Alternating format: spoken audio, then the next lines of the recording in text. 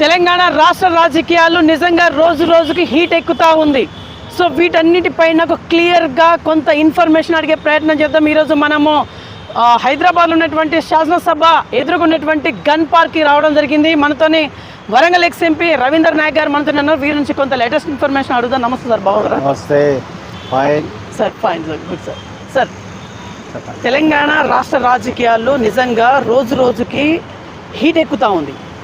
మొన్ననే హరీష్ రావు గారు, నిన్ననే కేసీఆర్ గారు, అంటే ఇక్కడ విచారణకు ఎదుర్కోవడం అనేది మీరు ఎట్లా చూస్తూ ఉన్నారు? విచారణ కన్నా ముందు తెచ్చుకున్న తెలంగాణ ఆగమైపోయింది. ఈ తెలంగాణలో ఉన్నటువంటి వనరులు కానివ్వండి, నిధులు కానివ్వండి, నీళ్లు కానివ్వండి, అవన్నీ మనం ప్రజలకు అందించడానికి తెచ్చుకున్నటువంటి తెలంగాణ ఈరోజు తెలంగాణ ప్రజలకు దక్కకుండా పోయినాయి. దానికి కేసీఆర్ అనే వ్యక్తి ముఖ్యమంత్రి కావడం అది చూడండి సార్, అది మన దురదృష్టం. అతను ముఖ్యమంత్రి కాకముందే నేను చెప్పిన, కేసీఆర్ లాంటి వాడు ముఖ్యమంత్రి అయితే తెలంగాణ ఆగమైపోతుంది, తెరలైపోతుంది. కేసీఆర్ లాంటి వాళ్ళను మనం రాజకీయంగా ఇట్లా ముఖ్యమంత్రిగా చేసుకోవడం మన దురదృష్టం. అది సరే, ఆయన ఏదో సావు నోట్లో తలపెట్టినా, నేను అది చేసినా ఇది చేసినా తెలంగాణ తెచ్చినా అని ఒక్కడే పొగరాలు కొడతాడు. అతను ఒక్కడిని తెచ్చిన తెలంగాణ కాదు, తెలంగాణ తెచ్చింది తొలి దశలో 2-3 వేల మంది ఖమ్మంలో మొట్టమొదటిగా గోంగూర గోవ్యాకు, తర్వాత ఆంధ్ర భాగో అనేటువంటి మూమెంట్ అప్పుడు జరిగినప్పుడు 1000 మంది, తదుపరి 69లో 369 మంది. అదే రకంగా మరి మలి దశలో 1200 మంది త్యాగం చేస్తేనే తెలంగాణ వచ్చింది. అది కూడా కాంగ్రెస్ అధినేత్రి సోనియా గాంధీ గారు యువకులు ప్రాణత్యాగాలు చేస్తున్నారు కదా, ఇది ఎట్లా అని చెప్పేసి ఆమె చలించి తెలంగాణ ఇస్తే ఆ తెలంగాణ కేసీఆర్ చేతిలో, కేసీఆర్ కుటుంబం చేతిలో తెరలైపోయింది. సార్, ఇప్పుడు పాయింట్ అది కాదు.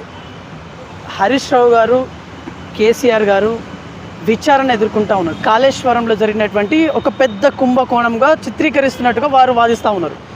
అసలు నిజాలు మీ దగ్గర ఉన్నటువంటి అప్డేట్ ఏంటి? యాక్చువల్లీ ఇప్పుడు అందుకనే నేను దాని రియాలిటీ మొదటి నుంచి చెప్పేది ఏంటంటే, మనం తెచ్చుకున్నది మరి తెలంగాణలో కాళేశ్వరమే కాదు, కాళేశ్వరం ఏంటి, మిషన్ భగీరథ, కమిషన్ కాకతీయ, విద్యుత్ కొనుగోలులో మరి అగ్రిమెంట్లు, భూకుంభకోణాలు, అసైన్డ్ భూములను లాక్కొని అది రియల్టర్లకు ఇచ్చేసింది. ఇట్లా వేలాది కోట్లు మరి ఆగం చేసినటువంటి కేసీఆర్ అండ్ కోలు.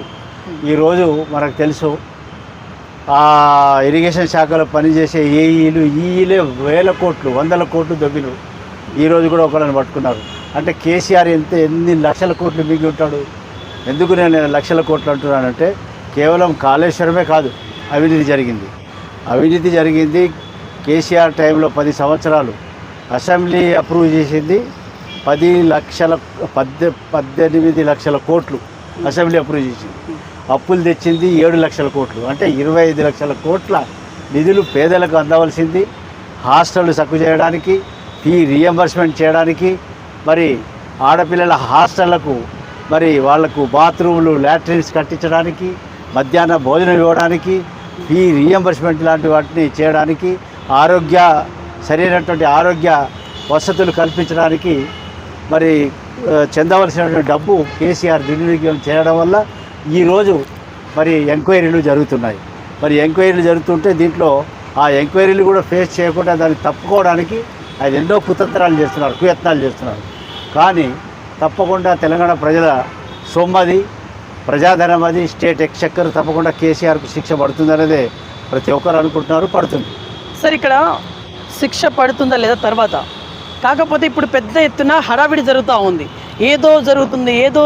ఇప్పుడు నిన్న కేసీఆర్ గారిని 50 నిమిషాల ఆ సమయంలో విచారణ ఎదుర్కొన్నారు 18 ప్రశ్నలతోని. యాక్చువల్లీ ఆ 18 ప్రశ్నల గురించి కానీ, ఆ 50 నిమిషాల గురించి కానీ ఓవరాల్గా ఏం చెప్తారు? కేసీఆర్ తన అలవాటు ఏంటంటే, అతను చాలా పెద్ద చాలా అబద్ధాలు. దానికి ఎన్ని ఉదాహరణలు చెప్తాను నేను. చాలా పెద్ద అబద్ధాల కోరు, ఓ గోబెల్స్ ప్రచారకుడు. గోబెల్స్ ప్రచారం చేసుకుంటాడు. తిమ్మిని బమ్మిని తిమ్మిగా నమ్మించేటువంటి వ్యక్తి కేసీఆర్. అది ఎట్లా అంటే మనందరికీ తెలుసు, ఆయన మూమెంట్లో ఉన్నప్పుడు తెలంగాణలో మరి దళితుల్ని సీఎం చేస్తారని ఈరోజు మరి అదే రకంగా 3 ఎకరాల భూమి ఇస్తాను అని చెప్పేసి, అదే రకంగా గిరిజనులకు 12% రిజర్వేషన్లు, మైనార్టీలకు 12% రిజర్వేషన్లు ఇస్తానని ఎన్నో చెప్పినాడు ఆయన. నీళ్లు నిధులలో అన్యాయం జరిగింది, ఇంటికో ఉద్యోగం ఇస్తానన్నాడు, కానీ ఏది చేయలేదు. అదే అబద్ధాన్ని దాన్ని ప్రజలను కూడా నమ్మించినాడు, రెండోసారి నమ్మించి గెలిచినాడు. ఇప్పుడేమో నేను ఏది చెప్పలేదు, కాళేశ్వరం నా గురించి నాకు తెలియదు, కాళేశ్వరం కట్టినప్పుడు ఏమన్నాడు, నా మైండ్ను కరిగించి రక్తాన్ని రంగరించి నేను స్వయం ప్రకటిత ఇంజనీర్గానే అతను నీళ్లకు నడక నేర్పించినటువంటి నేనే అంత దానికి కారకుడు అని చెప్పినోడు ఈరోజు నేనేమీ అనలేదంటాడు. నేను టెక్నికల్గా కానీ నేను ఇంజనీర్ కాదని చెప్పేసి తను ఎన్నోసార్లు చెప్పినాడు. నేను ఎంఎస్సి పొలిటికల్ సైన్స్ చేసినానని, 80,000 పుస్తకాలు చదివినానని చెప్పి ఎన్ని చెప్పినాడు. ఇవన్నీ అబద్ధాలే. ఆ అబద్ధాలు 100 అబద్ధాలు ఆల్రెడీ ఆడేసినాడు. ఇది 101వ అబద్ధం. రైట్. ఇప్పుడు మనం అమరవీరుల స్తూపం, నిజమైన అమరవీరుల స్తూపం దగ్గర ఉన్నాం మనం. సార్, ఈ అమరవీరుల స్తూపం మీద ఒట్టేసి చెప్పండి, తెలంగాణలో నిజంగానే ప్రజలకి అన్ని ఫలాలు అందుతూ ఉన్నాయి. ప్రజెంట్ మీరు కాంగ్రెస్లో ఉన్నారు, ఏం చెప్తారు? అమరవీరుల స్తూపం కాదు, నేను ఉన్నా కదా మూమెంట్లో. మీరు నికార్సైన ఉద్యమకారులు. 1969లో నేను ఆ ఉద్యమంలో ఉన్నా, తొలిదశ ఉద్యమంలో ఉన్నారు, మళ్ళీ దశలో ఉన్నా. తెలంగాణ రాష్ట్ర అవతరణకు లేట్ అవుతుంటే ఎంపీ పదవి కూడా రాజీనామా చేసిన. ఓకే, ఇక దీనికి నేను అమరవీరుల వాళ్ళ ఇది విషయం కాకుండా అమరవీరులు త్యాగం చేస్తేనే వచ్చినటువంటి తెలంగాణ. మరి ఆ తెలంగాణను కేసీఆర్ ఆగం చేసినాడు.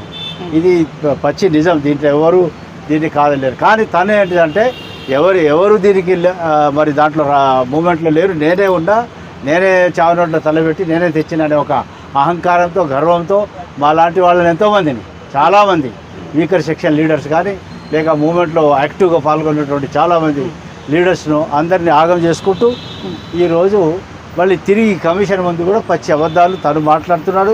తన అల్లుడు, తన కొడుకు, కూతురు వీళ్ళు కూడా అబద్ధాలు ఆడుతున్నాడు. ఈయన చేసిన నిర్వాహకం తన కూతురే చెప్పింది.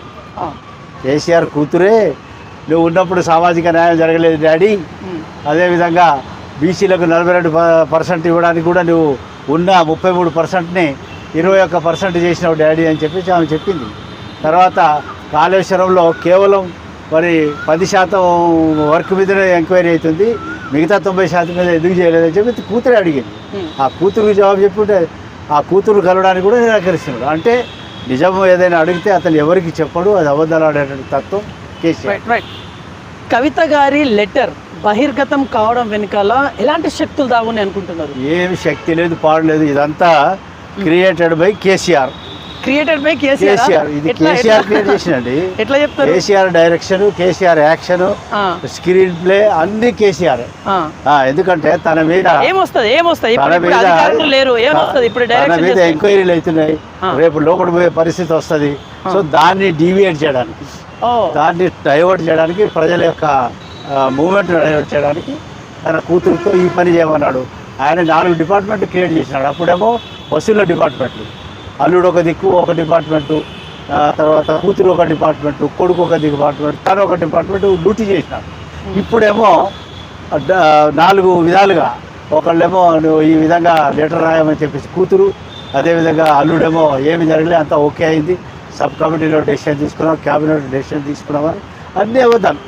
అదేవిధంగా కొడుకు కూడా కార్ రేసులో కూడా ఆయన కూడా ఇప్పుడు ఆల్రెడీ ఆయన మీద కూడా ఈ కార్ రేస్ కూడా ఇది నడుస్తుంది ఎంక్వైరీ. ఓకే, జాగృతి ఆధ్వర్యంలో పార్టీ ఏమన్నా ఉద్భవించే అవకాశం ఉందా కవిత గారి ఆధ్వర్యం? ఇప్పుడు నేను తెలంగాణ ప్రజలకు చెప్పేది ఏమంటే, వీళ్ళు పార్టీలు పెట్టినా ఏట్లా పోయినా ఈ కల్వకుట్ల కుటుంబం ఆ పార్టీ తెలంగాణ రాష్ట్ర సమితి ఎప్పుడు పోయిందండి? తెలంగాణ ఎక్కడ ఉంది వాళ్ళ దగ్గర? దాన్ని భారసాన్ని పెట్టుకున్నారు. ఏ రోజైతే తెలంగాణ పదాన్ని తీసేసినారో ఆ రోజే వాళ్ళు అవుట్ అయిపోయినారు, ఆ రోజే ఆ పార్టీ పోయింది. ఇప్పుడు తిరిగి ఇంకో పార్టీ పెట్టినా తెలంగాణ ప్రజలు నమ్మవద్దని నేను తెలియజేస్తాను.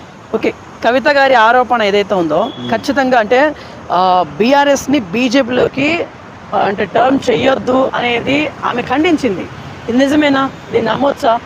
తప్పకుండా. ఎందుకంటే మోదీ గారు రాష్ట్రానికి వచ్చినప్పుడల్లా, అప్పుడు కేసీఆర్ ముఖ్యమంత్రిగా ఉన్నప్పుడు వచ్చినప్పుడల్లా కేసీఆర్కి కాళేశ్వరము తెలంగాణ ఏటీఎం అయిపోయింది కేసీఆర్ కుటుంబానికి అని ముఖ్యమంత్రి చేసినాడు, చెప్పినాడు. ఎన్నోసార్లు ప్రధానమంత్రి చెప్పినటువంటి ప్రధానమంత్రి మరి ఆయన మీద ఉచ్చు బిగిస్తుందని కూడా చెప్పినాడు, జైలుకు పంపిస్తామని కూడా చెప్పినాడు. కానీ ఏం చేయలేదు. అంటే దీని అర్థం ఏంటి? బీఆర్ఎస్ బీజేపీ ఒకటేనే తేలిపోయింది. అదే రకంగా మరి మొన్న అసెంబ్లీ ఎన్నికల్లో క్యాండిడేట్లు కూడా పెట్టలేదు బీఆర్ఎస్. సో దీన్ని బట్టి బీఆర్ఎస్ బీజేపీ ఒకటే అనేది ఆయన కూతురు చెప్పింది, దానికి జవాబు ఇవ్వలేకపోయినా. ఇప్పుడు కేసీఆర్ గారు బీజేపీలోకి పార్టీని మెర్జ్ చేస్తే ఏమొస్తుంది? కేసీఆర్ గారు ఏమొస్తుంది? కేసులను తప్పించుకోవడానికి, కేసుల కోసమేనా ఇదంతా? కేసులు, డబ్బులు కూడా దాచుకోవడానికి, దాచుకున్న డబ్బుల్ని మరి ఇది కాకుండా బయట పోకుండా చేయడానికి ఇవన్నీ గిమ్మిక్. అందుకనే కేంద్రంతో సఖ్యతగా ఉంటున్నారు అనమాట. ఓకే, భారతీయ జనతా పార్టీపై మీ వైఖరి ఏంటిది ఒక ఎక్స్ఎంపీగా? భారతీయ జనతా పార్టీ ఏం లేదు. భారతీయ జనతా పార్టీ ఈ బీఆర్ఎస్ టీఆర్ఎస్ ప్రభుత్వం చేసినటువంటి అవినీతి మీద వాళ్ళ పరిధిలో ఉన్నది. వాళ్ళ పరిధిలో కాగ్ రిపోర్ట్ ఇచ్చింది, controller and auditor general CAG report ఇచ్చింది. ఆ రిపోర్టును మరి వాళ్ళు తీసుకొని దాని మీద చర్యలు తీసుకోవాలి. ఇంతవరకు ఏమీ లేదు, ఉలుకు లేదు, పలుకు లేదు. సో తెలంగాణ ప్రజలు కూడా నమ్మి అసెంబ్లీలో కాంగ్రెస్ని గెలిపించినారు, పార్లమెంట్లోనేమో 8 సీట్లు బీజేపీ గెలిపించినారు. కానీ బీజేపీ 8 సీట్లు గెలిపించినా కూడా ఈరోజు నిధులు ఏమి రావడం లేదు. అదే ప్రధానమంత్రి గారు ఆంధ్రాకి వెళ్ళినప్పుడు తన మరి ఆంధ్రలో అంటే ఎన్డీఏ కూటమి, ఎన్డీఏ కూటమి అయినా తెలంగాణ కాంగ్రెస్ ప్రభుత్వం అయినా ప్రజలే కదా, దేశ ప్రజలే, రాష్ట్ర ప్రజలే. సో అక్కడ ప్రతిసారి పోయినప్పుడల్లా ఇప్పటి వరకు 3 నుంచి 5 లక్షల కోట్లు ఇచ్చినాడు అక్కడ. కానీ ఇక్కడ ఏముంది, 30 కోట్లు కూడా ఇవ్వాలి. బ్రహ్మాండంగా డెవలప్మెంట్ జరుగుతుంది. డెవలప్మెంటే కాకుండా నిధులు అక్కడ ఇస్తారు, ఇక్కడ నిధులు ఇవ్వడం లే. స్పెషల్గా 8 మంది ఎంపీలు గెలిపించినా కూడా లాభం లేదు. అంటే అసలు మోదీ గారి ప్రభుత్వం, మోదీ గారు కూడా తెలంగాణ ఏర్పడ్డప్పుడు ఏమన్నాడు? ఆయన తల్లిని చంపి బిడ్డను బతికించిన అన్నాడు. అంటే ఆయన తెలంగాణ క్రియేషన్కే ఆయన సుముఖంగా లేడు. అటువంటి ప్రధానమంత్రి గారు బీజేపీ పార్టీ ఏం చేస్తుంది? ఏం చేయదు. సో ఇది తెలంగాణ ప్రజలు గుర్తించాలనే విషయాన్ని నేను ఈ సందర్భంగా తెలియజేయాలి. ఓకే, ఇప్పుడు తెలంగాణ రాష్ట్రంలో అన్నీ అంటే ఆగమాగం జరుగుతూ ఉంది. అంటే ఎత్తుకు పై ఎత్తు జిమ్మికులు జరుగుతూ ఉంది. కేటీఆర్ గారు నిన్నే ప్రెస్ మీట్ పెట్టి పైశాచిక ఆనందం చేస్తూ ఉన్నారు, రేవంత్ రెడ్డి చిల్లర వ్యవహారం చేస్తూ ఉన్నారని చెప్పేసి అంటున్నారు. ఏం చెప్తారు? ఇప్పుడు చిల్లరే ఒప్పడదు అంతా. కేసీఆర్ చిల్లర పనులు చేయలేదా? కేటీఆర్ చిల్లర పనులు చేయలేదా? రేవంత్ రెడ్డి గారిని జైల్లో పెట్టలేదా? కనీసం కూతురు వివాహాన్ని కూడా పోనివ్వకుండా నిర్బంధించినారు. సో వాళ్ళు చేసినారు తప్ప ఇది ఇప్పుడు నిర్బంధాలు లేవు. ఇక్కడ మాట్లాడుతుంటే ఎంత ఫ్రీడమ్ ఉంది. ఆ రోజులు ఇక్కడ మాట్లాడే పరిస్థితి కూడా లేదు. ఎవరైనా మీడియా వాళ్ళు మాట్లాడితే వాళ్ళ జైల్లో ఎంతమంది పంపించినారు? మన బీసీలో ఉన్నటువంటి మీడియా వాళ్ళు కానీ, ఇతర మంచి తెలంగాణ మీడియా వాళ్ళు కానీ వాళ్ళు ఎంతోమంది జైలుకు పంపించినారు. సో అటువంటిది అయితే ఈ ప్రభుత్వం చేయడం లేదు. ఈ ముఖ్యమంత్రి గారు ప్రతి ఒక్కరిని కలుస్తున్నారు. ఆయన అయితే కలవలేకపోయేది 10 సంవత్సరాలు. ఆయన మంత్రులే కలవకపోయేది. అదే ఈటల రాజేందర్ మంత్రిగా ఉన్నప్పుడు తను ఎంబడి ఒక 4-5 ఎమ్మెల్యేలు ఎంబడి పెట్టుకొని పోతే ఆ గేట్ నుంచి బయటనే వచ్చేసినారు, కలవలేకపోయినారు, రానివ్వలేదు లోపలికి. సో అటువంటి పరిస్థితి నుంచి ఇప్పుడు ఈరోజు మన స్వేచ్ఛ వాయులు పీల్చుకుంటున్నాము. ఇదే కాళేశ్వరం వ్యవహారం మీద తుమ్మల నాగేశ్వరరావు గారు ఉన్నారు, ఈటల రాజేందర్ గారు ఉన్నారు, హరీష్ రావు గారు, కేసీఆర్ గారు. ఏం జరుగుతుంది? ఎవరు జైలుకి వెళ్తారు? ఇప్పుడు కమిషన్ నిర్ణయం చేస్తుంది. ఇప్పుడు మన నాగేశ్వరరావు గారు, తుమ్మల నాగేశ్వరరావు గారు రిపోర్ట్ ఇచ్చినారు. అసలు క్యాబినెట్కే రాలేదు ఈ ఇష్యూ, కాళేశ్వరం ఇష్యూ. అది సబ్ కమిటీ అన్ని ప్రాజెక్టులు చేసినారు. కానీ వాళ్ళు ఏం చెప్తున్నారు? మేము కాళేశ్వరం గురించి సబ్ కమిటీ వేసినాం, సబ్ కమిటీ అప్రూవ్ చేసిందంటారు. ఇదంతా అబద్ధం ఆడుతున్నారని తేలిపోయింది. సో దీని విషయంలో మరి ఆ కమిషన్ సీరియస్గా తీసుకుంటుందని నేను అనుకుంటున్నా. తప్పకుండా చర్యలు తీసుకుంటాను. ఓకే, మీ పర్సనల్ క్వశ్చన్. కేసీఆర్ గారు మిమ్మల్ని పక్కన పెట్టిళ్ళు కావాలని మీకు టికెట్ ఇవ్వలేదనే కోణంలో కొంత చర్చ జరిగింది. అప్పుడు నిజమేనా? దీన్ని నమ్మొచ్చా? తప్పకుండా నమ్మాలి. ఎందుకంటే కేసీఆర్ అనేవాడు ఒక దురహంకారి దొర, దురహంకారి 2 డబుల్. అయితే ఎవరైనా యాక్టివ్ లీడర్సు, వీకర్ సెక్షన్స్ నుంచి కానీ తెలంగాణ గురించి పోట్లాడే వాళ్ళు కానీ యాక్టివ్గా ఉన్న వాళ్ళను వాళ్ళని ఏ విధంగా బయటికి పంపించాలని మనందరికీ తెలుసు. అదేవిధంగా ఒక ఎగ్జాంపుల్ చెప్తారు. విజయరామారావు గారు ఎక్స్ఎంపీ అవును. తనకు రాజకీయ జీవితాన్ని ప్రసాదించిండు. ఏది ఆ రోజుల్లో ఎన్టీ రామారావుకి చెప్పి ఇతనికి సీట్ ఇప్పించినాడు కేసీఆర్ గారు. ఎస్, విజయరామారావు గారి అరుగు మీద ముందు పోయి పడుకునేది కేసీఆర్ ఆ రోజుల్లో. అటువంటి విజయరామారావు పర్సనల్ డాక్టర్ కూడా ఆయన్నే అతను మరి ఈ విధంగా మరి దూరం చేసిందంటే నాదేం లెక్క. నేను ఒక ట్రైబల్గా మరి మా తెలంగాణలో ఉన్న 10% లంబాడీలు ఎరకల వాళ్ళని షెడ్యూల్ ట్రైబ్గా చేయించిన వ్యక్తి నాకు ఒక చరిత్ర ఉంది. అదేవిధంగా నేను 1983లో ఎలక్షన్లలో కేసీఆర్ ఆ రోజుల్లో ఓడిపోయినాడు టీడీపీ నుంచి, నేను గెలిచిన ఆ రోజుల్లో 83లో. నేను ఎమ్మెల్యేగా మంత్రిగా ఉన్నప్పుడు కేసీఆర్ నథింగ్ అయ్యే లేదు. అతను ఈ was only vice president AP youth Congress. ఢిల్లీలో కూర్చొని దుబాయ్ పేరులు చేసేవాడు కేసీఆర్. ఆ రోజు ఏం లేనివాడు ఈ రోజు 100,000 ఎకరాలు భూములు కొలగొట్టినాడు, లక్షల కోట్ల రూపాయలు కొలగొట్టినాడు. మేమేమో రోడ్డు మమ్మల్ని అందరూ రోడ్డు. సో ఇతను యాక్టివ్గా ఉండి నిజమైన తెలంగాణ ఎక్స్కి అతను దగ్గర ఉండకుండా దూరం కొట్టి తనే తెచ్చినట్టుగా ఫోన్ కొట్టడం చేసినాడు.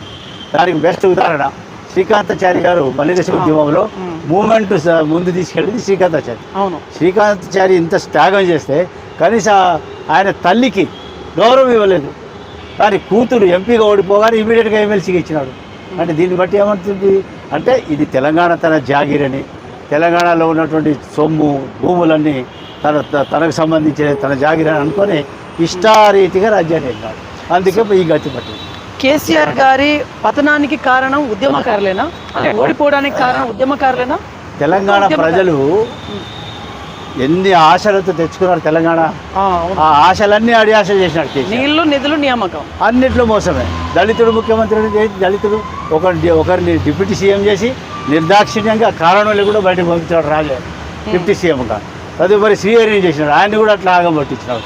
సో ఈ విధంగా యాక్టివ్గా ఉండి పార్టిసిపేట్ చేసి కార్యక్రమాలు అభివృద్ధి చేసే వాళ్ళని దూరం చేసినటువంటి వ్యక్తి ఆ చరిత్ర కేసీఆర్. ఓకే, ఇప్పుడు గత 18 నెలలుగా కాంగ్రెస్ ప్రజాపాలన అంటా ఉంది. నిజంగానే ప్రజలందరూ సుఖ సంతోషాలతో ఉన్నారా? అన్ని పథకాలు అందుతా ఉందా? ఇప్పుడు ఆ రోజు రేవంత్ రెడ్డి గారు ఏమన్నారు, తెలంగాణ ప్రజలు ఈ పరిపాలన బీఆర్ఎస్ పరిపాలనలో ఆగమైపోయినారు, భూములు పోయినాయి, నీళ్లు కూడా ఆగమైపోయినాయి. నీళ్ళేమో కేసీఆర్ ఫామ్ హౌస్కు, నిధులు కేసీఆర్ జేబులోకి, కేసీఆర్ కుటుంబం జేబుల్లోకి, మరి నియామకాలు కూడా ఆయన ఇంట్లోనే ఇచ్చుకున్నాడు. కాబట్టి కేసీఆర్ చేసే దురాగతలను ఎండగట్టి మరి రేవంత్ రెడ్డి గారు తొక్కుకుంటూ వచ్చి నేను కేసీఆర్ని ఓడిస్తానని చెప్పి ఛాలెంజ్ చేసినాడు కాంగ్రెస్ ప్రెసిడెంట్ అయినాక. అదేవిధంగా ఆయన తొక్కుకుంటూ వచ్చినాడు, కేసీఆర్ని ఓడించి ముఖ్యమంత్రి అయినాడు. ముఖ్యమంత్రి అయ్యే ముందు మరి ఎలక్షన్లో ఇచ్చినటువంటి 6 హామీలు నాకు తెలుసు. సన్న బియ్యము, తర్వాత ఈ ఫ్రీ బస్సు సౌకర్యము, 500కే గ్యాస్ సిలిండరు, ఆ రకంగా ఇప్పుడు ఎన్నో కార్యక్రమాలన్నింటినీ 200 యూనిట్ల ఫ్రీ కరెంటు, ఇవన్నిటినీ మరి ఇంప్లిమెంట్ చేసుకుంటూ ఉన్న నిధులతోనే. ఎందుకంటే నిధులు లేకుండా చేసినాడు కేసీఆర్. అంతా తెలంగాణలో అప్పుల పాలు చేసినాడు, అప్పుల కుప్ప ఉంది. ఇక్కడ అప్పులు ఎందుకు చేసిందంటే పథకాలు తీసుకురావడం కోసమే అప్పులు చేసామనేది బీఆర్ఎస్ వర్గం అంటా ఉంది. ఇప్పుడు వాళ్ళేమో బొంక నేర్చినారు, నేర్చినారు, బాగా తిని బలిసినారు. వాళ్ళని ప్రజలు గుర్తించే అసెంబ్లీలో కర్రు కాల్చి వాత పెట్టినారు. అదేవిధంగా పార్లమెంట్లో గుండు సిన్న ఇచ్చినారు. ఇవన్నీ బల్బ్ మాటలు మాట్లాడుతున్నారు, ఇప్పుడు ఎదురుదాడి చేస్తున్నారు. ఇది ప్రజలు గుర్తించాలా. నువ్వు కమిషన్ ముందు వెళ్ళేవాడివి, ఇదంతా షో ఎందుకు ఇది అంటే నీ దగ్గర డబ్బులు ఎక్కడి నుంచి వచ్చినాయి? ఆ డబ్బు అంతా పేద ప్రజల డబ్బు, ఆ డబ్బుని దుర్వినియోగం చేస్తాడు ఇప్పుడు. సో అందుకని ఈరోజు మరి తెలంగాణ ప్రజలు అన్నిటినీ ఇట్లా కూడా అన్నిటినీ మరి ఈరోజు తెలంగాణ ప్రజలు గుర్తించినారు, కేసీఆర్కి సరైన బుద్ధి చెప్పినారు. ఓకే, బీఆర్ఎస్ రజతోత్సవ సభ, ఆ సభ గురించి ఏం చెప్తారు? ఇప్పుడు టీఆర్ఎస్ పోయి బీఆర్ఎస్ అయింది 3 సంవత్సరాలు అయింది. 3 సంవత్సరాల్లో రజతోత్సవ సభ ఎట్లయితుంది? అది 3 దినాలు బీఆర్ఎస్కు దినాలు చేసినారు వాళ్ళు. బీఆర్ఎస్కి దినాలు జరిపినటువంటి సభ ఆ సభ, అది రజతోత్సవ సభ కాదు, 3 దినాలు చేసినారు వాళ్ళు. మన తెలంగాణ భాషలో దినాలు అంటున్నారు. ఎందుకంటే అందులో తెలంగాణ లేదు, లేదంటే అంతే కదా, తెలంగాణనే తీసి ఇచ్చినారు. ఎప్పుడైతే తెలంగాణ పదాన్ని తీసేసినారో కేసీఆర్కు తెలంగాణ సంబంధం తెగిపోయింది. దాన్ని ప్రజలు గుర్తిస్తున్నారు, అన్నీ చూస్తున్నారు. తప్పకుండా మరి ఇందిరా ప్రజాపాలన రేవంత్ రెడ్డి గారి నాయకత్వంలో బ్రహ్మాండంగా నడుస్తుంది. యా, ఇప్పుడు కవిత గారు అలాగే కేటీఆర్ గారు వీరి మధ్యలో కొంచెం వైరుధ్యం నడుస్తున్నట్టుగా మీకు ఏమైనా అనిస్తుందా? వీళ్ళు బయట ప్రపంచానికేమో వీళ్ళు వేరు అని చెప్పేసి అంటున్నారు, కానీ వీళ్ళకి అసలు ఏంటంటే వీళ్ళు అధికారం ఎట్లా రావాలా, ఆధిపత్యం ఎట్లా సాధించాలా, మరి పదవులు ఎట్లా పొందాలా, సంపాదించిన దాన్ని ఎట్లా దాచుకోవాలా, అది ఫైటింగ్. అసలు వేరే ఏం కాదు. వీళ్ళకు ప్రజల అవసరం లేదు. వీళ్ళు ఏమి లేని వాళ్ళు మూమెంట్ కన్నా ముందు ఏముండింది వీళ్ళకి? ఈ రోజు ఎక్కడి నుంచి వచ్చినాయి ఇదంతా? ఆస్తులు మరి దుబాయ్లో ఫ్లాట్లు, బుర్జ్ ఖలీఫా లాంటి ఫ్లాట్లు, లండన్లో మరి కేసీఆర్ గారి అన్న కూతురే చెప్పింది 1000 ఎకరాలు లండన్లో ఆ సంతోష్ అనేవాడు ఏం లేకుండే అతను అక్కడ 1000 ఎకరాలు కొనడానికి కూడా మనం ఆమె రికార్డులో ఉంది.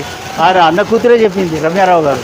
అంటే ఇన్ని విధాలుగా కేసీఆర్ అన్ని రకాలుగా కేసీఆర్ చేసినటువంటి నిర్వాహకం, తెలంగాణను చేసినటువంటి ఏదైతే మరి అభివృద్ధి కాకుండా చేయడం కేసీఆర్ చేసిన పని.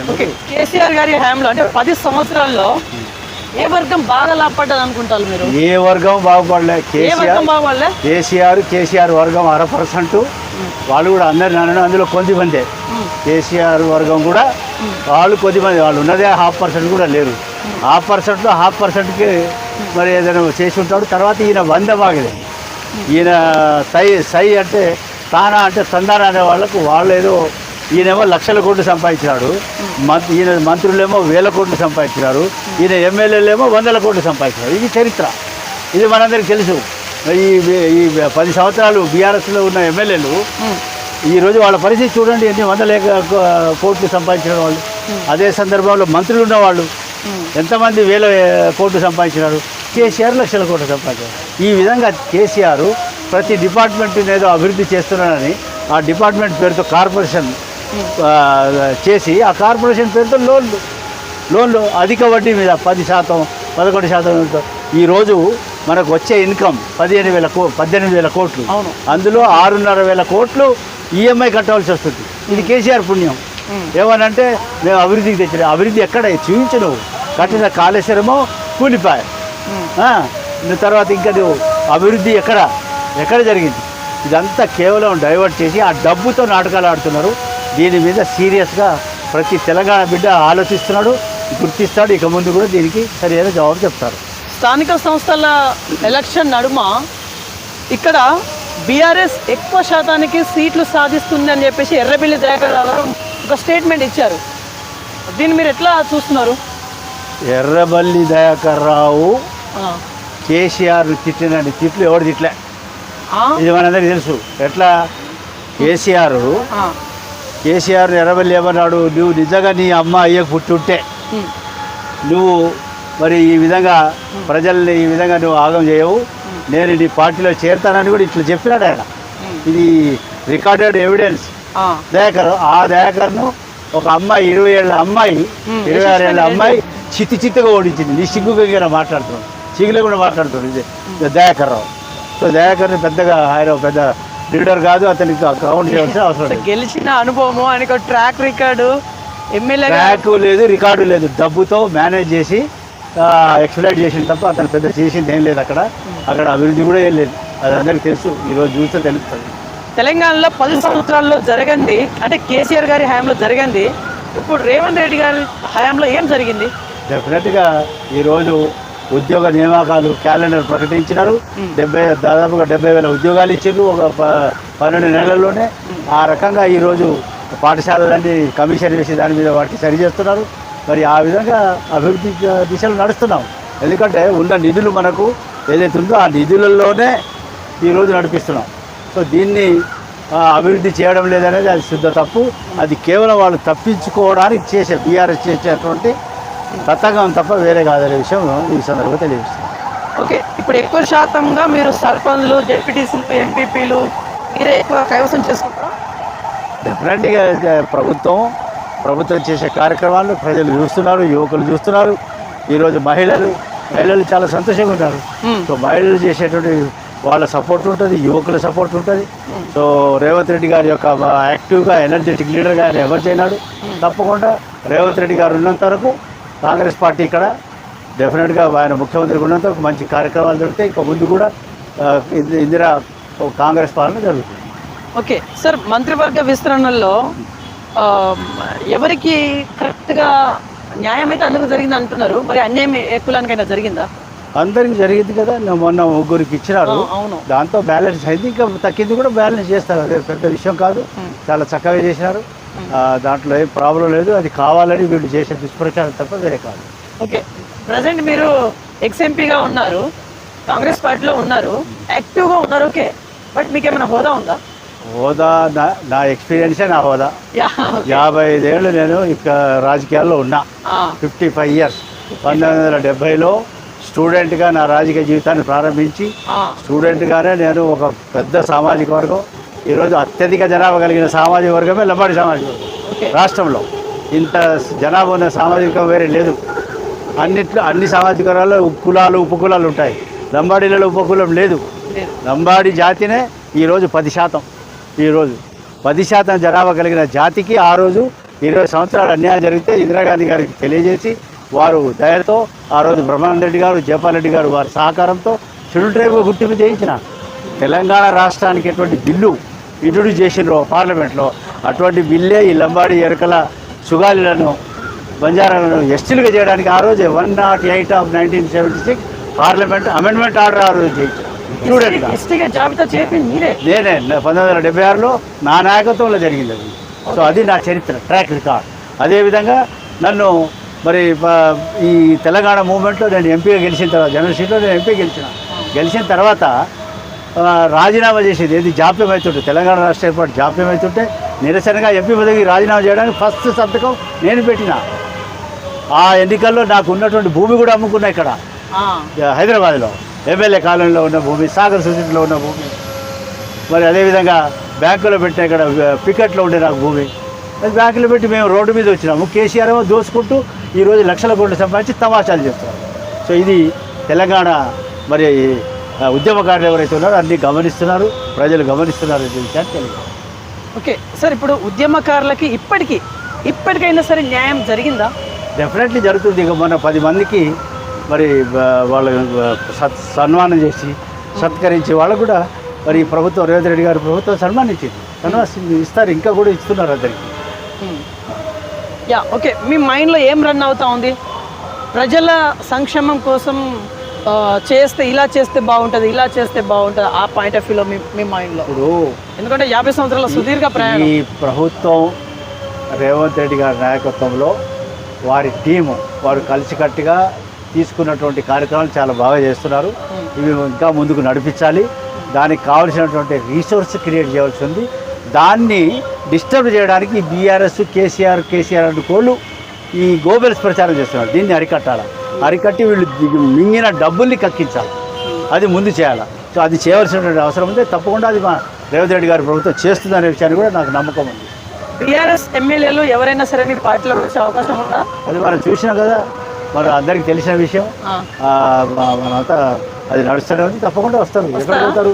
ఆ పార్టీలో ఉండి ఏం చేస్తారు? ఇప్పుడు ఆ పార్టీలో ఉండి చేసేది ఏమి లేదు, అందరు వస్తారు. తప్పకుండా సపోర్ట్, ఈ ప్రభుత్వాన్ని సపోర్ట్ చేస్తారు. సార్, ఇక్కడ ఇప్పుడు ఒక పార్టీ నుంచి ఇంకో పార్టీకి జంప్ అవ్వడం అంటే ఇక్కడ రాజకీయ నైతిక విలువల గురించి ఎవరు పట్టించుకోరు. అది వాళ్ళ ఇండివిజువల్స్ వాళ్ళ రాజకీయ జీవితాలను వాళ్ళు వేరీ చేసుకొని చేస్తారు, డెసిషన్ తీసుకుంటారు. దాని మీద మనం వాళ్ళ పార్టీ విషయంలో కానీ మనం చెప్పాల్సిందేం లేదు. అది వాళ్ళు సరైన టైంలో సరైన డిసిషన్ తీసుకుంటారు. వాళ్ళు కూడా తెలిసినటువంటి వాళ్ళే.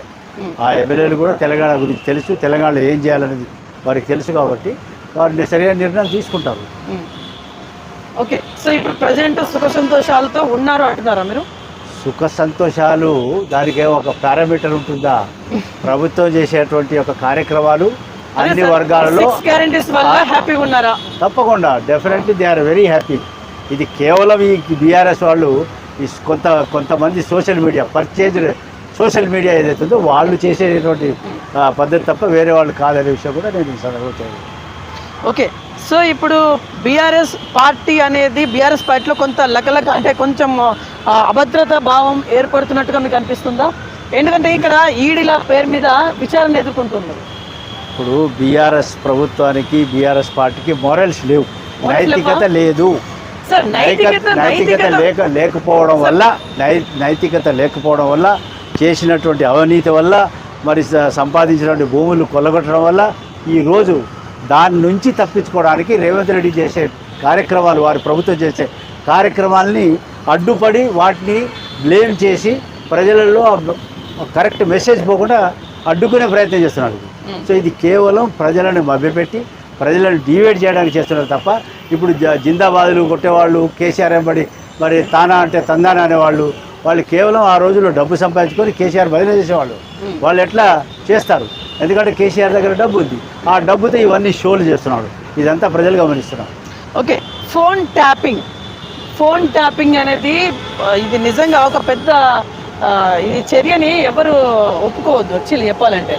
యాక్చువల్లీ దీని గురించి మీ వివరణ ఏంటిది? ఇప్పుడు కేసీఆర్ ప్రభుత్వంలో భూకుంభకోణాలు ఏ భూములు కుంభకోణం అయినాయి, మరి వక్కు భూములు, మరి వినోబా భావే సంబంధించినటువంటి ఆ భూములు, అదే రకంగా అసైన్డ్ భూములు, మిగులు భూములు, కాంతిశిఖుల భూములు, ఈ భూములన్నీ కొల్లగొట్టేసినాడు కేసీఆర్. 100 మాగదులు రియల్ ఎస్టేట్ కట్టబెట్టినాడు. సో అటువంటి పరిస్థితుల్లో ఈరోజు కేసీఆర్ అతని మొరలు లేకుండా వాళ్ళు దీనికి బాధ్యులు ఉండాలా, బాధ్యులు కావాలా, బాధ్యుల్ని ప్రభుత్వాలు ఏజెన్సీలు చేస్తాయనే విషయం కూడా ఈ సందర్భంగా తెలియదు.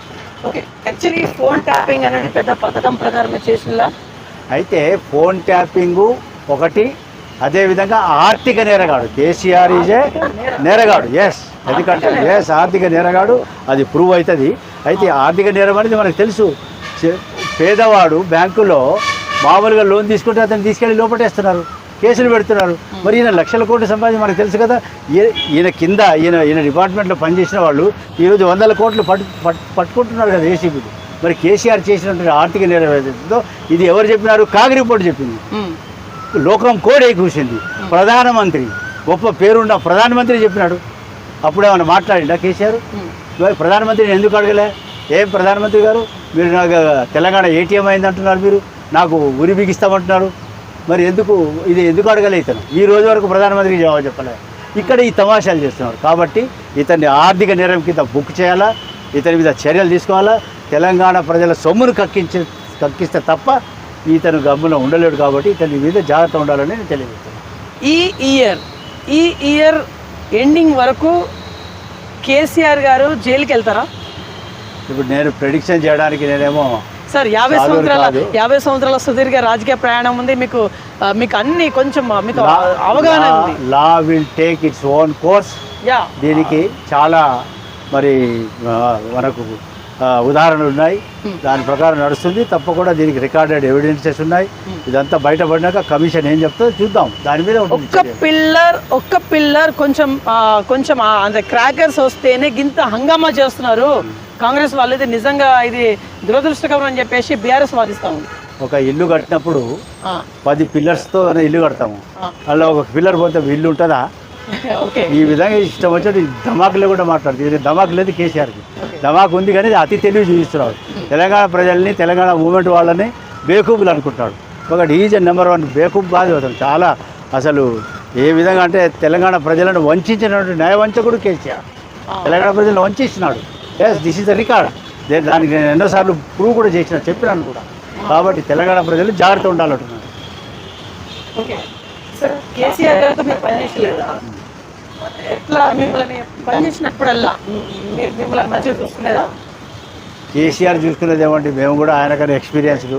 ఆయనకన్నా ముందు నేను మంత్రి, ఎమ్మెల్యే 2 సార్లు, నేషనల్ జాతీయ కమిషన్ మెంబర్, నేను డిప్యూటీ మినిస్టర్ హోదాలో నేను పనిచేసిన ఢిల్లీలో. అదే రకంగా నాకు ఒక ట్రాక్ రికార్డు. తర్వాత తెలంగాణలో మూమెంట్లో పనిచేసి మా ఎవరి పేర్లు రావు, ఓన్లీ కేసీఆర్ అని చెప్పుకుంటాడు. చావు నోట్లో తలబెట్టిండా, నోట్లో ఇడ్లీ పెట్టుకున్నాడు, చావు నోట్లో తలబెట్టినాడు, అంతేనా? అది చేసింది ఆయన. సో ఇది అందరికి తెలిసిన విషయం. కాబట్టి ఆయన ఏం నాటకం ఆడినాడో, ఆయన ఇక్కడ చేసినటువంటి ఏదైతే హంగర్ స్ట్రైక్ చేసినాడో దాని విషయంలో డాక్టర్ విజయరామారావు గారి దగ్గర రికార్డు ఉంది, అది రిపోర్ట్ ఉంది, ఏ విధంగా అతను చేసినాడు. అదేవిధంగా గోనె ప్రకాష్ రావు గారి దగ్గర ఉంది.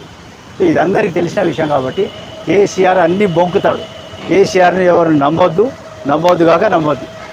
కేసీఆర్ గారు ఇప్పటిదాకా అసెంబ్లీకి ఎందుకు రావట్లేదు? ఒకసారి అట్లా అటెండెన్స్ చేయించుకున్నా. ఇక్కడ తెలంగాణ ప్రజలకు నేను దండం పెట్టి చెప్తా, తెలంగాణ ప్రజలారా, 10 సంవత్సరాలు కేసీఆర్ తెలంగాణ నాశనం చేసినాడు. 10 సంవత్సరాలు. ఇప్పుడు అపోజిషన్ లీడర్గా ఈరోజు మన డబ్బు స్టేట్ ఎక్స్చెక్కర్ అతను తీసుకునే జీతం మనది. అది ఆ జీతం తీసుకొని కనీసం ప్రజల తరఫున అసెంబ్లీకి వచ్చి రాకుండా ఈరోజు అది కూడా అతను వేస్ట్ చేసి తన పదవి దుర్వినియోగం చేస్తున్నాడు. కాబట్టి ఇతను వెంటనే అతను తన పదవికి త్యాగం చేసి ఎవరికో వేరే వాళ్ళకి ఇవ్వాలి, ఒక ఎస్సీకో బీసీకో ఎవరికైనా ఇవ్వాలి. అది ఇవ్వడు, తను అసెంబ్లీకి రాడు. కానీ ఈ విధంగా షోలు చేసి ప్రజల్ని పెడుతున్నాడు. తెలంగాణ ప్రజలకి మీరు చెప్పేది ఇదేనా మెసేజ్, ఇంకేమైనా ఉందా? తెలంగాణ ప్రజలు గొప్పవాళ్ళు, సౌమ్యులు, తెలివిగల వాళ్ళు, తెలిసిన వాళ్ళు. సమయం చూసి కర్రు కాల్చి వాత పెడతారు. మొన్న 23లో అసెంబ్లీలో వాత పెట్టారు కేసీఆర్ బీఆర్ఎస్కి. అదేవిధంగా పార్లమెంట్లో 0 గుండు సున్నా ఇచ్చినారు. 8-9 సీట్లలో డిపాజిట్ రాలేదు. సో తెలంగాణ ప్రజలు విజ్ఞులు, వాళ్ళు డెసిషన్ ఇస్తూనే ఉన్నారు. సో దాన్ని ఇప్పుడు ఏదో దాన్ని రివైవ్ చేసుకోవడానికి అన్ని విధాలుగా కేసీఆర్ ప్రయత్నాలు చేస్తున్నారు. ఓకే సార్, ఇప్పుడు కాంగ్రెస్ పార్టీలో మంత్రి పదవి కోసం కొట్లాడుకుంటున్నారనే వాదన కూడా బయటకు వచ్చింది సార్. అదంతా మా పార్టీ చూసుకుంటుంది. దానికి డిసిప్లినరీ కమిటీ ఉంది. మా రాష్ట్ర అధ్యక్షుడు మహేష్ గౌడ్ గారు ఉన్నారు. వాళ్ళంతా చూసుకుంటారు. వాళ్ళు దాంట్లో ఎటువంటి అరమరికలు లేవు. అదంతా కరెక్ట్గా నడిపిస్తారు. No problem. ఇది ఇండివిజువల్ కాదు. నేను I'm a born Congress man. అయితే మధ్యలో 2 సార్లు పొరపాటు జరిగింది. ఆ పొరపాటు నేను ఒప్పుకుంటా, ఎందుకంటే వివిధ కారణాల వల్ల. ఎందుకంటే నేను 2 సార్లు ఎమ్మెల్యేగా గెలిచిన ప్లేసు అది ఏమో మన ఫ్రెండ్లీ పార్టీస్కి అలయన్స్లో పోయింది 4 సార్లు. సో అక్కడ నాకు టికెట్ రాకపోతే అప్పుడు ఒకసారి, తర్వాత తెలంగాణ మూవ్మెంట్లో ఒకసారి, తర్వాత ఇంకోసారి, ఇట్లా 2-3 సార్లు పొరపాటు జరిగింది. దాన్ని రెక్టిఫై చేసుకొని నా సొంత ఇంటికి వచ్చిన. నాది కాంగ్రెస్. ఎందుకంటే కాంగ్రెస్ ఈరోజు మా గౌరవ ముఖ్యమంత్రి గారు కూడా చెప్పినారు, ఈసారి తెలంగాణలో ఉన్న లంబాడీలు ఇందిరాగాంధీ గారి యొక్క రుణం తీర్చుకున్నారు, సోనియా గాంధీ గారి రుణం తీర్చుకొని కాంగ్రెస్ మద్దతు ఇచ్చిన రికార్డెడ్ స్టేట్మెంట్ ఇది. వారికి నేను ధన్యవాదాలు తెలియజేస్తున్నాను. ఈరోజు లంబాడీలు అర్థం చేసుకొని తెలంగాణ కాంగ్రెస్ అంటే లంబాడీల యొక్క పార్టీగా వాళ్ళు గుర్తించి మరి వన్ సైడ్ చేశారు. అదేవిధంగా కేటీ రామారావు ఏమన్నాడు, లంబాడీలు ఓటు అయినందుకు మేము ఓడిపోయినామని కేటీఆర్ అన్నాడు. So this is the report. So అందుకని నేను నా జాతి ఎటు సైడ్ పోయిందో నేను అటు సైడ్ డెఫినెట్లీ ఉన్నా. ఇప్పుడు మాత్రం ఈ పార్టీలోనే ఉండేది. నాకు ఈ పార్టీతో ఇంకా నాకు వేరే ఆశ లేదు. కానీ మీ ఫాలోవర్స్ రవీందర్ నాయక్ గారిని ఇట్లా ఈ రకంగా చూడలేకపోతారు. ఒక ప్రజాప్రతినిధిగా చూడాలని కోరుకుంటున్నారు. అది పార్టీ చూసుకుంటుంది. దానికి నాకేం తొందర ఏం లేదు. రెడీ.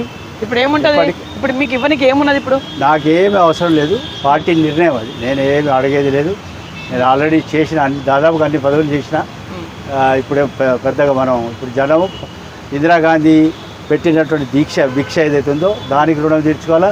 అదేవిధంగా సోనియా గాంధీ గారికి తెలంగాణ ఇచ్చిందో దానికి రుణం తీర్చుకోవడానికి నేను నా శాయశక్తిలో నా సమాజం అదేవిధంగా తెలంగాణ ప్రజలెంబడి ఉండి నేను ముందుకు నడుస్తాను తప్ప నేనేదో ఆశించి నాకు పదవి ఇచ్చేయాలా, నాకు ఇది కావాలి అది కావాలని అడిగే పరిస్థితి వెళ్ళిపోయింది. అది ఆ టైం వెళ్ళిపోయింది.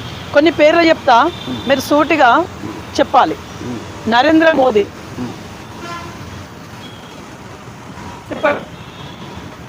నరేంద్ర మోడీ ఏం చెప్పమంటారు? మీరు ఏం చెప్పాలనుకుంటారో చెప్పండి. కొన్ని పేర్లు చెప్తా. ఏం చెప్పాలి వాళ్ళు? నరేంద్ర మోదీ ఆయన గురించి ఏం చెప్తారు? నరేంద్ర మోడీ బాగా మాట్లాడతారు, ప్రజల్ని ఆకట్టుకుంటారు. సబ్కా సాత్ అన్నాడు, ఎవరు సాత్ రాలే. సబ్కా వికాస్ అన్నారు, ఎవరి వికాసం జరగలే. సబ్కా ప్రయాస్ అన్నారు, ఎవరి వికాస్. దానికి ఒక ఉదాహరణ, బంజారా కమ్యూనిటీ దేశం మొత్తంలో విస్తరించింది. కొన్ని రాష్ట్రాల్లో schedule tribe, like Andhra, Telangana, Orissa, Bihar ఇక్కడ షెడ్యూల్ ట్రైబ్. కర్ణాటక, హిమాచల్, ఢిల్లీలో షెడ్యూల్ క్యాస్ట్. మహారాష్ట్రలో విజయంతి. సో ఆయన ఒక దిక్కు ఏమంటాడు మోదీ గారు, కులగణన అన్నాడు. మాకు కులగణన రాదు, ఎందుకంటే కొన్ని చోట్ల ఎస్సీ, కొన్ని చోట్ల ఎస్టీ, కొన్ని చోట్ల ఓబీసీ ఉంది కాబట్టి. అందుకని ఈరోజు ఇప్పుడు ఏమంటున్నాడు మోదీ గారు, అన్ని స్లోగన్లు అయిపోయినాయి. ఇప్పుడు ఈ మధ్యలో బంజారాల గురించి చాలా చెప్తున్నాడు, లంబాడీల గురించి. 5 ఏళ్ళుగా బంజారా ఏ కరే ఓ కరే, బంజారా బహుత్ ఏ హై, దేశభక్త అని చెప్పేసి అంటున్నాడు. మరి ఒక దిక్కు ఏమంటాడు, 1 nation 1 election, 1 nation 1 constitution, 1 nation 1 ration అంటున్నాడు. నేను అడుగుతున్నా మోదీ గారు 1 నేషన్ 1 బంజారా ఎందుకు కాకూడదు, ఎందుకు చేయడం లేదని నేను అడుగుతున్నాను. సో దాని మీద మా వర్కౌట్ చేస్తారు. దానికి మా కాంగ్రెస్ పార్టీ మన ముఖ్యమంత్రి గారు కూడా దీనికి మద్దతుగా ఉంటారు, దీన్ని ముందుకు తీసుకెళ్తారనే విషయాన్ని why not 1 nation 1 Banjara, 1 nation 1 election అంటున్నావు, 1 nation 1 constitution, 1 nation 1 ration, 1 nation 1 subscription అంటున్నావు, అన్ని 1 అంటున్నావు. మరి వై నాట్? వీళ్ళు కొన్ని చోట్ల ఎస్సీలు, కొన్ని చోట్ల ఎస్టీలు, కొన్ని చోట్ల ఓబీసీలు, కొన్ని చోట్ల విజేఎన్టీలుగా ఉన్నారు. సో మొత్తం దేశంలో వై నాట్ 1 నేషన్ 1 బంజారా అనే స్లోగన్తో మేము కాంగ్రెస్ పార్టీని పటిష్టం చేయడానికి సిద్ధంగా ఉన్నామని తెలియజేస్తున్నాం. నెక్స్ట్ రాహుల్ గాంధీ గారు. రాహుల్ గాంధీ గారు యువకుడు, మరి వారి పాదయాత్రతో కన్యాకుమారి నుంచి కాశ్మీర్ వరకు చేసినటువంటి పాదయాత్రలో అనేక విషయాల్ని వారు ప్రజల ప్రభుత్వం దృష్టికి తీసుకొచ్చినాడు. కులగణన దానికి ఆద్యుడు రాహుల్ గాంధీ. ఈరోజు బీజేపీ పార్టీ అది చూసి ఎస్ ఆయన చేసిందే కదా, ఇది ఆయన వల్లనే వచ్చింది. దాన్ని ఇక్కడ తెలంగాణలో చేసి చూపించారు. బీసీలకు first time in the history 42% reservation చట్టం చేసి పంపించినారు. అది కూడా డిలే అయి ఉంది ఢిల్లీలో. సో మరి ఇది కాంగ్రెస్ పార్టీతోనే సాధ్యం కాబట్టి దేశంలో కూడా ఇది కాంగ్రెస్ పార్టీ చేయబోతుందనే విషయం, ఆ విశ్వాసం నాకు. పహల్గాం దాడి మీకు ఎట్లా అనిపించింది? పహల్గాం దాడి వెనకాల అసలైన కుట్రదారులు ఎవరు అనుకుంటారు? ఇది మన జాతి, మన దేశ భద్రతకు సంబంధించిన విషయం. ఇక్కడ నేను చాలా కేర్ఫుల్గా మాట్లాడవలసి వస్తుంది. Okay, Kashmir still it is a critical and sensitive place, critical and sensitive. Okay, అయితే మరి ఆ లోయలో ఎక్కడైతే పహల్గాం ఏరియా ఉందో అక్కడ మరి ఈ దళాలు ఎక్కడ పోయినాయి, రక్షక దళాలు అక్కడ లేరు, ఎవరు లేరు. అది ఒకటి, దానికి క్లారిటీ రావాలా. ఇప్పుడే మనం ఏదో చెప్పడం వల్ల దాంతో అయ్యేదేం లేదు. అదే రకంగా వాళ్ళు కొట్టిన వాళ్ళు దొరికినారు ఇంతవరకు, అదొకటి. సో అదే రకంగా బుష్ వాడెవడు మన ట్రంప్ చెప్పగానే ఎందుకు ఆగిపోయింది దాని మీద ఈ 2-3 ఇష్యూస్లో క్లారిటీ లేదు. సో మోదీ గారు మరి సరే ఆ ప్రభుత్వం నేను ఇప్పుడు నరేంద్ర మోదీ గారు వారి స్టేట్మెంట్లో చెప్పారు కదా, ప్రెస్ మీట్లో, నేను ఇలా థర్డ్ పార్టీ ఎంటర్ అవ్వలేదు, ఒక ఒప్పందం ప్రకారం మాత్రమే ఇది తాత్కాలికంగా ఆపినామన్నట్టుగా చెప్పారు, కానీ థర్డ్ పార్టీ ఎంటర్ అవ్వలేదు అన్నారు వాళ్ళు. ఇక్కడ నేను మోడీ గారికి చెప్తున్నా, మోడీ గారు మీరు చెప్పాలి ఆ విషయం. ట్రంప్ ఎవరండి చెప్పడానికి? థర్డ్ పార్టీ అయిపోయింది కదా, ట్రంప్ చెప్పడంతోనే థర్డ్ పార్టీ. అఫీషియల్ గా ఒప్పుకోలేదు కదా, మోడీ అఫీషియల్ గా ఒప్పుకోలేదు, ఆగిపోయింది కదా, అయిపోయింది. మరి ఆయన చెప్పడం వల్లనే ఆయన చెప్తున్నాడు కదా, నేనే కన్విన్స్ చేసిన ఎవరిని, పాకిస్తాన్ ప్రధానమంత్రి, ఇండియా ప్రధానమంత్రులను మీరు ఇది ఆపాలని నేను చెప్పినందుకు ఆపినందుకు నేను చాలా హ్యాపీ అని చెప్పి ఆయన చెప్పినాడు. సో ఇది ట్రంప్ చెప్పినటువంటి విషయం, అది క్లారిటీ. సో ఇది ఈ విషయంలో ఎక్కువగా మనం దీన్ని సివిలైజ్గా మాట్లాడకుండా ఈ సొసైటీలో మాట్లాడి ఇది దేశ భద్రతకు సమగ్రతకు సంబంధించిన విషయం. దీని మీద కాషియస్గా మనం నడవాలి. ఓకే, సో మొత్తానికి సింధూర్ ఆపరేషన్ అయిపోయింది, ఈ పక్కన పెడదాం. Next Kagar operation Kagar. ఇక్కడ చాలా మంచి క్వశ్చన్ మీరు అడిగినారు. ఇప్పుడు సరే వాళ్ళు దేశద్రోహులనో మీరు మరి అభివృద్ధి నిరోధకులనో లేక ల్యాండ్ ఆర్డర్ ప్రాబ్లం క్రియేట్ చేస్తున్నారని చెప్పేసి మీరు మట్టుపెడుతున్నారు వాళ్ళు. కానీ కేవలం మట్టుపెట్టడం వల్ల అది ఆగదు, ఉద్యమం ఆగదు. అది మీరు ఎన్ని చేసినా వినండి, అది ఎన్ని చేసినా కూడా ఇది ఇష్యూ కేవలం ల్యాండ్ ఆర్డర్ కాదు, ఇది నిరుద్యోగము. మీరు అభివృద్ధి చేయాలా, నిరుద్యోగులను ఆదుకోవాలా. మీరు ఏ డబ్బు అయితే, ఇక్కడ నేను మోడీ గారిని కూడా రిక్వెస్ట్ చేస్తున్నా, మీరు ఏ డబ్బు అయితే అక్కడ ఖర్చు పెడుతున్నారో కగారని అగారని పెడుతున్నారో ఆ డబ్బు వాళ్ళ అభివృద్ధితో పెట్టండి, వాళ్ళని ఇన్వాల్వ్ చేయండి. ఆ ప్రాంతాల్లో ఉన్న గిరిజనులను వాళ్ళ అభివృద్ధి కార్యక్రమాల్లో మీరు ఇన్వాల్వ్ చేయండి. వాళ్ళు ఇన్వాల్వ్ చేస్తే అప్పుడు వాళ్ళకి ఒక భరోసా వస్తుంది, నమ్మకం వస్తుంది. అప్పుడు ఆ సమస్య ఇదవుతుంది. కానీ ఇప్పుడు కేవలం కొట్టేస్తే ఏదో అయిపోతుందని దానికి నేను సజెస్ట్ చేస్తున్నాను. అమిత్ షా గారి స్టేట్మెంట్ ఒకసారిగా మనం అబ్జర్వ్ చేస్తే 2026 జూన్ జూలై కల్లా మావోయిస్టులను మొత్తానికే ఏరివేస్తామని చెప్పి స్టేట్మెంట్ ఇచ్చారు. ఇది సాధ్యమవుతుందా? మొత్తానికి ఏరివేయడం అనేది సాధ్యమవుతుంది? అదే నేను చెప్పిన కదా, ఇది not only A land order problem, it is a problem of poverty. తర్వాత అక్కడ ఉన్నటువంటి గిరిజనుల ఇష్యూస్, గిరిజనుల బతుకులకు సంబంధించిన విషయం, అటవీ సంపదను కాపాడేటువంటి విషయం. కాబట్టి దీన్ని ఆలోచించి దీన్ని అభివృద్ధి చేయండి. ఇది కూడా మీరు కంట్రోల్ పెట్టాలి. మనమేమో జనాల్ని చంపేమని చెప్పడం కూడా అది కుదరదు. మరి వాళ్ళ వల్ల ఏది ఎవరైతే అక్కడ మరి ఈ గొడవలు సృష్టిస్తున్నారో వాళ్ళ వల్ల మరి జీవితాలు పోవడం అది కరెక్ట్ కాదు. అది ఆపరేషన్ కదా వెనకాల అస్సలు రాష్ట్రం ఇంకోటి ఉందని చెప్పేసి అంటే ఇక్కడ బిజినెస్ ఏదో పెట్టబోతున్నారని కొంత చర్చలు బయటకు వస్తా ఉంది. దీన్ని మీరు ఎట్లా చూస్తున్నారు? ఇప్పుడు నేను అదే అంటున్నా కదా, అక్కడి జనం అక్కడి సమస్యలు వాటిని సాల్వ్ చేయాలి. ఫస్ట్ ఎవరు సాల్వ్ చేయాలి? ప్రభుత్వం సాల్వ్ చేయాలి. సో ఆ సాల్వ్ చేసే క్రమంలో మరి ఏదైనా ప్రాబ్లమ్స్ వస్తే వాటిని కూడా కూర్చోబెట్టి మాట్లాడాలా, ప్రజలతో మాట్లాడాలా, ప్రజల్ని ఇన్వాల్వ్ చేయాలా. ప్రజల్ని ఇన్వాల్వ్ చేయకుండా కేవలం మీరు వన్ వేగా పోతే అది కరెక్ట్ కాదు. ఎవరైనా ప్రాణమే, ఎవరి ప్రాణం పోయినా దానికి మనం ఆలోచించవలసినటువంటి అవసరం ఉంది. కాబట్టి ఈ ఇష్యూ మీద ఆలోచించి ఇది అభివృద్ధికి సంబంధించింది, కేవలం ల్యాండ్ ఆర్డరే కాదు అని చెప్పే విషయాన్ని దీన్ని కేంద్రం గుర్తించాలి. ఓకే, ఇప్పుడు మన తెలంగాణ రాష్ట్ర ప్రభుత్వం చాలా ప్రతిష్టాత్మకంగా సినిమా అవార్డ్స్ అందిస్తా ఉంది. ఏది గద్దర్ అవార్డు అని చెప్పేసి. సరే, ఈ గద్దర్ అవార్డు రజాకర్ అనే సినిమానే ఎంపిక చేయడం వెనకాల కొంత చర్చలు జరుగుతూ ఉంది. ఏం చెప్తారు? చర్చ ఏమో దీంట్లో గద్దరు పెద్ద కళాకారుడు. తెలంగాణ రజాకర్ సినిమాని గద్దర్ అవార్డుగా ఎంపిక చేయడం అనేది కొంత చర్చనీయాంశం అవుతాం. అది ప్రజలు వాళ్ళ ఒపీనియన్ చెప్పినారు కదా ఫిలిం మీద. రజాకార్ సినిమా మీద ప్రజలు రియాక్షన్ ఉంది, దాన్ని చూసి అది నడుస్తుంది అంతే తప్ప దీనికి ఏదో ప్రభుత్వం ఏదో చేసింది అనేది అది రాంగ్ అనేది నేను చెప్తాను. ప్రభుత్వం ఏం చేయలేదు. ఇది గద్దర్ అవార్డు పెట్టడం అనేది ఇది చారిత్రాత్మకం. ఇది చేయడం వల్ల రేవంత్ రెడ్డి గారు చరిత్రలో ఉండిపోతారు. Okay sir, last and final question. ఈ ఇంటర్వ్యూ ముగించే ముందు ఫైనల్లీ మీరు యావత్ ప్రజానికానికి ఏం చెప్పి ముగించాలనుకుంటారు? Final one. ఈరోజు తెలంగాణ ప్రజలు అన్నీ చూసినారు. 1953 నుంచి నేటి వరకు 2025 వరకు ఇక్కడ ఏమేమి జరిగింది, ఎక్కడ తెలంగాణ ఆగమైంది, ఎక్కడ తెలంగాణను సాధించుకున్నాము, ఎన్ని ప్రాణత్యాగాలు పోయినాయి, వీటన్నిటిని ఒకసారి అవగాహన చేసుకోవాలా. ఏ నాయకుడు ఏం చేసినాడు దీంట్లో మీరు మనం కంపేర్ చేయాలా. ఇప్పుడు రేవంత్ రెడ్డి గారిని కేసీఆర్ గారిని కంపేర్ చేయాలా. వీళ్ళ గురించి మీరు అంతా తెలియని వాళ్ళే మన తెలంగాణ ప్రజలు. సో రేవంత్ రెడ్డి గారు ఇప్పుడు ప్రజలకు అవైలబుల్గా ఉన్నాడు. కేసీఆర్ లెక్క దూరం లేడు, కేసీఆర్ లెక్క అబద్ధాలు ఆడాడు. తను చెప్పిన 6 గ్యారెంటీలు అయిపోయినాయి. ఇంకేదో వాళ్ళు 425 అని చెప్తున్నాడు. అన్నీ చేస్తాము, కానీ అవి చేయకుండా తెలంగాణను అప్పుల ఊబిలో పెట్టినారు. కాబట్టి దీన్ని ప్రజలు గుర్తించాలి. ఈరోజు ఈఎంఐ కడుతున్నాం 6,500 కోట్లు. అది అభివృద్ధికి పెట్టుంటే ఏమయ్యేది, ఎంత అభివృద్ధి జరిగేది. సో ఈరోజు కూడా కేసీఆర్ ఇంకా తెలంగాణను నష్టపరుస్తున్నాడు. తర్వాత ఈ విధంగా దాచుకున్న డబ్బుతో ఈ తమాషాలు చేస్తున్నాడు. కాబట్టి దీన్ని ప్రజలు గుర్తించాలా. తెలంగాణ అభివృద్ధిలో అందరూ పాలు పంచుకొని, తెలంగాణ ఉద్యమకారులు కానివ్వండి, తెలంగాణ ఇంటలెక్చువల్స్ కానివ్వండి, అన్ని వర్గాల వారు ఈరోజు రేవంత్ రెడ్డి గారు తీసుకున్నటువంటి కార్యక్రమాలకి సంపూర్ణంగా మద్దతు ఇవ్వాలా. ఆయన ఇంకా ముందుకు నడిపించాలా. యువకుడిగా, ఎనర్జెటిక్ లీడర్గా ఎమర్జ్ అయినాడు. ఈరోజు తెలంగాణలో కాకుండా దేశంలో కూడా రేవంత్ రెడ్డి గారు కాంగ్రెస్ పార్టీని పటిష్టం చేయడానికి రాహుల్ గాంధీ గారు ఎంబడి సై అంటే సై అంటూ ముందు నడుస్తున్నాడు. కాబట్టి మనమంతా రేవంత్ రెడ్డి గారికి సపోర్టుగా నిలవాలి, ముందుకు నడవాలని చెప్పి నడిపించాలని నేను మన ప్రజలందరినీ కోరుకుంటున్నాను.